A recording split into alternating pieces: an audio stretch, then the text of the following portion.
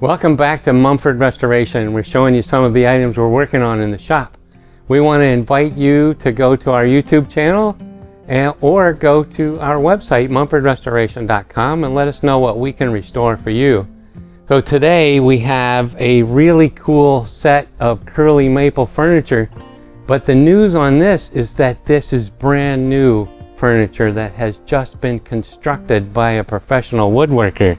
You see this chest on chest, it's actually a two-piece, and it has curly maple and some standard maple, and it has just been finished. So you see, this is quite an impressive piece.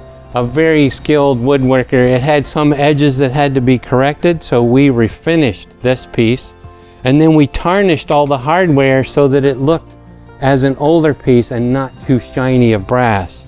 You see, here are the two end tables that go with it. A tarnished brass knob, beautiful curly maple, a gorgeous pad foot. This is really good woodworking quality. And then over this way, we have the matching triple dresser. And so again, you can see the beautiful curly maple.